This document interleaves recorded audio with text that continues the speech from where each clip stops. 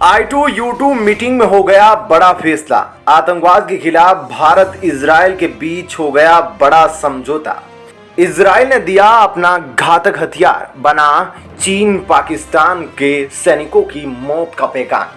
जी हाँ दोस्तों, भारत और इजराइल कितने पक्के दोस्त हैं ये तो बताने की जरूरत नहीं, क्योंकि ये तो पूरी दुनिया जानती है कि भारत और इजराइल के संबंध किस स्तर के हैं और कैसे दोनों देश एक दूसरे की मदद करते रहते हैं। लेकिन दोस्तों, हाल ही में हो रही I2U2 जिसे क्वाड 2.0 संगठन भी कहते हैं कि प्रेस कॉन्फ्रेंस के बाद हुई मीटिंग में इजराइल के राजदूत ने भारत इजराइल के संबंधों को और मजबूत करने के लिए बहुत बड़ी बात कह दी है। जी हाँ दोस्तों, भारत और इजराइल ने अब बहुत ही बड़ा कदम चल दिया है आतंकवाद के खिलाफ। दोस्तों, हाल ही में आप देख ही रहे होंगे कि किस तरह इजराइल भी फिलिस्तीनी आतंकवादी से कितने सालों से लड़ रहा है और वहीं भारत भी पाकिस्तान और चीन के द्वारा भेजे गए आतंकवादियों से कई सालों से जंग लड़ रहा है। लेकिन दोस्तों, हाल ही में इस मीटिंग में भारत और इजराइल ने एक बहुत ही बड़ा फैसला ले लिया है। जी हाँ दोस्तों, इस प्रेस कॉन्फ्रेंस के बाद इजराइल के दूत ने यह बयान दिया कि भारत और इजराइल दोनों आतंकवाद से जूझ रहे हैं और इसलिए अब इस आतंकवाद के खिलाफ भारत और इजराइल साथ आने वाले हैं और जहां लगेगा वहां ये दोनों इस आतंकवाद को काउंटर करेंगे। अब दोस्तों, ये खबर सुनने के बाद चीन और पाकिस्तान के रोंगटे खड़े हो गए हैं, क्योंकि अभी तक तो भारत अकेला ही चीन और पाकिस्तान के आतंकवाद से लड़ रहा था, लेकिन अब भारत के साथ इजराइल जैसा ताकतवर देश आ गया है जिसके पास सबसे ताकतवर बेहतर सैन्य हथियारों से लेकर दुनिया की सबसे बेहतर खुफिया एजेंसी तक है। आज वही भारत जो दुनिया की चौथी महाशक्ति है, जिसके सैनिकों का नाम सुनकर चीन और पाकिस्तान के सैनिकों का पेशाब निकल जाता है, अब वे दोनों मिलकर LOC सीमा और LAC सीमा पर पाकिस्तान और चीन के द्वारा भेजे गए आतंकियों की कब्र खोदने वाले हैं। और दोस्तों, इसके लिए इजराइल ने पहली शुरुआत भी कर दी है और इजराइल ने भारत के सैनिकों को इन आतंकी और पाकिस्तानी सैनिकों की कब्र खोदने के लिए अपना सबसे घातक हथियार दे दिया है। दोस्तों, भारत का नॉर्थ ईस्ट जितना खूबसूरत है उतना ही संवेदनशील भी है। चीन की सीमा से सटे इस हिस्से पर हर समय भारतीय सेना मुस्तैदी से तैनात रहती है। अरुणाचल प्रदेश वह राज्य है जहां पर सेना की तैनाती सबसे ज्यादा है। यहाँ पूरे लाव लश्कर के साथ सेना हमेशा तैनात रहती है। पिछले एक साल में यहाँ सेना की तैनाती को और मजबूत बनाया गया है, उसे नए हथियारों से लैस किया गया है और इनमें से ही है अब इजराइल की बनी नेगेव लाइट मशीन गन। दोस्तों, यह हथियार हाल ही में भारतीय सेना को मिला है और अब उसका अहम हिस्सा बन गया है। इसके आने के बाद से सेना की ताकत में बड़ा इजाफा हुआ है। दोस्तों, मार्च 2012 में इजराइल वेपन्स इंडस्ट्रीज ने ऐसी लाइट मशीन गन को डेवलप करने का ऐलान किया जो हर तरह के युद्ध में कारगर साबित हो सके। इसकी पहली झलक उस साल भारत में हुई डिफेंस एक्सपो और चिली में हुए एरोस्पेस फेयर में देखने को मिली थी। नेगेव दुनिया की इकलौती ऐसी लाइट मशीन गन है जो सेमी ऑटोमेटिक मोड और सिंगल बुलेट शूटिंग के लिए प्रयोग की जा सकती है। नेगेव को इजराइल की डिफेंस फोर्सेज भी प्रयोग करती है। यह बात और भी दिलचस्प है कि इस मशीन गन का नाम इजराइल के दक्षिण में पड़ने वाले इलाके नेगेव पर पड़ा है। दोस्तों, सेमी ऑटोमेटिक फायरिंग की वजह से इस मशीन गन को युद्ध की स्थिति में जिसमें अचानक हमला, करीब से हमला होने पर आसानी से प्रयोग किया जा सकता है। यहां तक कि इसमें इंस्टॉल टेलीस्कोप की वजह से दुश्मन पर हमला किया जा सकता है। ऑटोमेटिक मोड में यह मशीन गन 1 मिनट में 700 से ज्यादा गोलियां फायर कर सकती है और दोस्तों, सिर्फ 8 किलोग्राम की इस मशीन गन को कहीं से भी फायर किया जा सकता है। यहां तक कि हेलीकॉप्टर, टैंक और नौसेना के जहाज से भी इस मशीन गन से फायरिंग की जा सकती है। इसमें लगा गैस रेगुलेटर इसे मुश्किल परिस्थितियों में एक्स्ट्रा पावर देता है। इस खासियत की वजह से इसे धूल और कीचड़ से भी ऑपरेट किया जा सकता है। गलती से फायरिंग न हो इसके लिए इसमें 4 तरह के सेफ्टी फीचर्स भी दिए गए हैं और नाटो सेनाएं भी इसका प्रयोग कर रही है।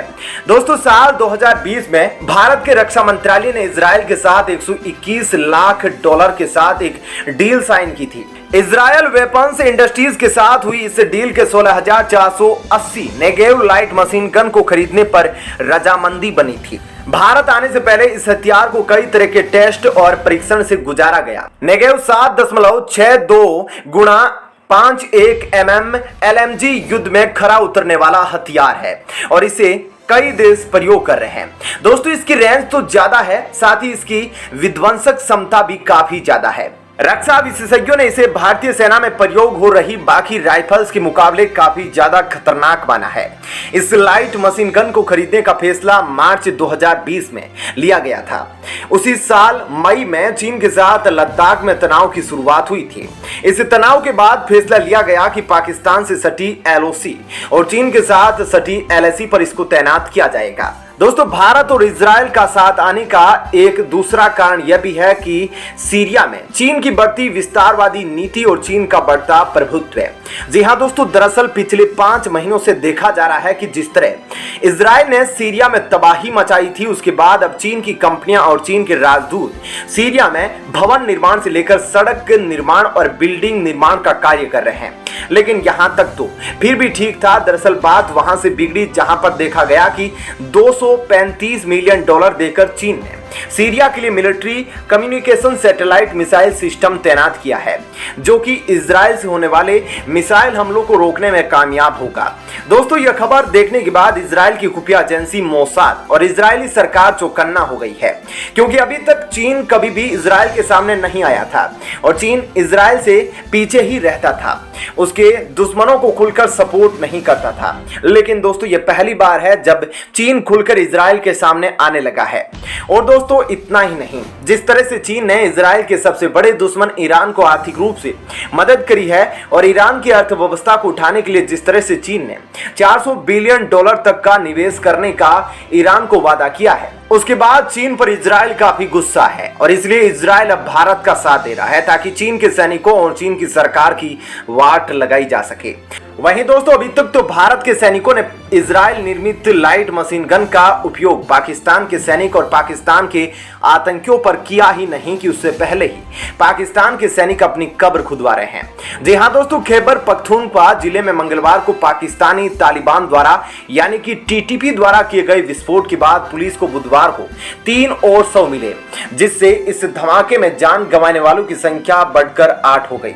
दोस्तों पुलिस को मंगलवार को इसी जगह से स्थानीय शांति समिति के एक सदस्य के अलावा 4 अन्य लोगों के शव मिले थे। दोस्तों पाकिस्तान की पुलिस के एक अधिकारी ने बताया कि सड़क के किनारे हुए विस्फोट में मंगलवार को प्रातः स्वात जिले में कबाल तहसील के ग्राम रक्षा परिषद के पूर्व अध्यक्ष और शांति समिति के सदस्य इद्रिस खान के वाहन को निशाना बनाया गया। अधिकारियों ने बताया कि बड़ा बंदाई इलाके में हुए विस्फोट के कारण इद्रिस खान की मौत हो गई और 2 पुलिसकर्मियों समेत 7 लोग मारे गए। खैबर पख्तूनख्वा प्रांत के मुख्यमंत्री महमूद खान ने घटना की निंदा करते हुए कहा कि विस्फोट के लिए जिम्मेदार लोगों को कटघरे में खड़ा किया जाए। वहीं तहरीक तालिबान पाकिस्तान के प्रवक्ता मोहम्मद खुरासानी ने विस्फोट की जिम्मेदारी लेते हुए कहा कि इद्रिस खान पिछले कई सालों से पाकिस्तानी सुरक्षा बलों का समर्थन कर रहे थे। दरअसल दोस्तों TTP का साफ मकसद है कि पूरे पाकिस्तान में शरिया कानून को लागू किया जाए और दोस्तों पाकिस्तान के खैबर पख्तून इलाके में TTP की पकड़ काफी मजबूत है और अब उन्होंने देखा कि यहाँ के ग्राम परिषद भी पाकिस्तान के सैनिकों के साथ है, तो उन्होंने यहाँ पर आतंकवादी हमला कर दिया।